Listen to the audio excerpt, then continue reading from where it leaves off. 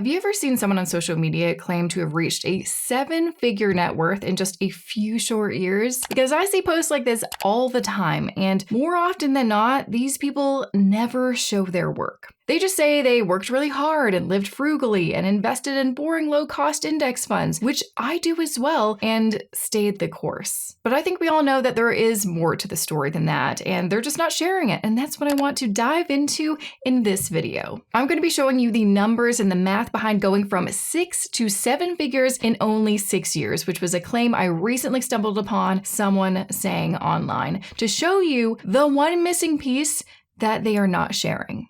Now, I'm going to make a ton of assumptions in this video because that is what you have to do with these types of calculations. Specifically, when someone says that they've increased their net worth from 6 to 7 figures, well, that could mean many things. It may not necessarily mean that they've grown their investments by that much. Net worth, remember, is the total amount of assets you have minus any debts. So someone's assets could be a combination of cash or investments, real estate, and valuables. And don't forget that they may have received things like an insurance death benefit payout, a financial gift, an inheritance, all these other things that they may or may not ever disclose. Nope. Then, of course, there's a whole suite of privileges that they may have that you don't have that give them a big leg up when building wealth. I have a whole section on privilege and why so many people refuse to acknowledge theirs when it comes to them building wealth in my book, Everything But Money. For example, if someone was able to live at home for free and have their tuition paid for by their parents, well, that's a huge privilege as it could help them avoid taking out student loans and starting their adult life in debt. Moreover, the other part of the equation with net worth is debt. They may have a lot of assets, but they may also have a lot of debt in the form of credit card debt, lines of credit, loans, and mortgages. So don't forget, just because someone has a high net worth, that doesn't mean that they don't also carry a ton of debt. Now that that is out of the way, for this video, I'm going to keep things super simple and assume we're trying to grow an investment portfolio of index funds from $100,000 to $1 million in only 6 years. Now, some other assumptions I'm going to make because the original social media post I saw was from someone in the US, and because often Americans fall prey to home country bias, which means having a high concentration of domestic investments in their portfolio. Canadians do fall prey to this too, by the way. We are going to assume the investment portfolio we're working with is 100% US stocks, one that mimics the makeup of the S&P 500. Now, I've talked about this on the channel before. Please do not do this. If you're American or Canadian for that matter, I'm begging you. a portfolio of 100% US stocks is not a diversified portfolio and thus is more susceptible to unsystematic risk. A well-constructed portfolio is one where you don't put all of your eggs in one country's basket, but instead you invest in a number of different baskets from around the world. So if you've got a really high risk tolerance and want to invest in 100% stocks, make sure you're investing in companies in the US, Canada, and international and emerging markets. And if you don't have a super high risk tolerance, put some bonds in there too. I've got a whole video on diversification you should watch after this. Please watch it. So I'm going to bring up my trusty financial calculator and show you how easy it is to do a simple time value of money calculation. Seriously, it's so easy and you are going to feel so smart for knowing how to do this. Now, I've included some links in the description if you want to grab this calculator. There's also an app you can download on your phone. And to learn more about the time value of money, please watch this video I've made all about it after this.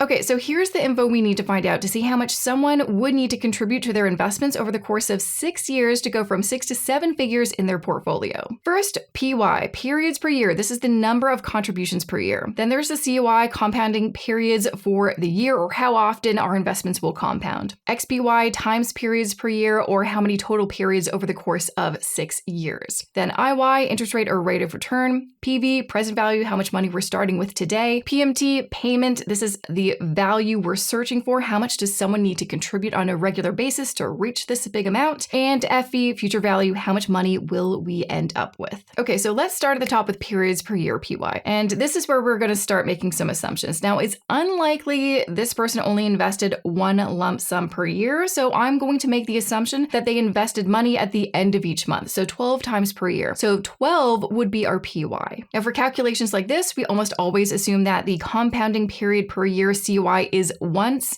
annually. So 1 is our CY. Next, our XPY, how many total periods we're dealing with. Well, we've got 6 years or 72 periods in total. When you use the XPY function, you just have to put in the number of years and it calculates the total number of periods for you. So just type in 6 for the XPY. For interest rate per year, IY, I took a look at the performance of the S&P 500 index fund VOO from Vanguard from the past 6 years, and I'm going to use 16% as my rate of return. Next, we know our present value, PV, how much we're starting with, is $100,000. And lastly, our future value, FV, that is how much we end up with, is $1 million. So the only information we don't have is how much they need to contribute monthly to meet this goal. That's the payment, PMT, and that's the value we're working towards. So after punching everything into our calculator, we get our answer, which is $6,553.21. So to grow $100,000 to $1 million in only 6 years, an interest rate of 16%, you'd have to contribute $6,553.21 every month for a total of $78,638.52 per year. Over the course of 6 years, that's $471,831.12 in personal contributions and $528,168.88 in growth. Now, I don't know about you, but do you happen to have a spare $78,000 to invest every year? I mean, it is unlikely considering the median after-tax income in Canada is $74,200, and the median after-tax income in the US is $74,580, which begs the question, how much money do you have to earn to have $78,000 after-tax dollars available to invest? Well, let's assume this person is investing 50% of their net income, then allocating the other 50% for cost of living and other short-term savings goals, since that's a common investing to spending ratio for people in the FIRE, financial independence, retire early community. Well, that means their net income is $78,638.52 times 2, which equals $157,277.04. That's already a pretty high income, and we haven't even factored in taxes yet. Now, I am not an expert with US taxes, so I'm just going to use the assumption based on some tax calculators I tested out that the tax rate for this person, who for this example we'll assume lives in New York State, is 40%.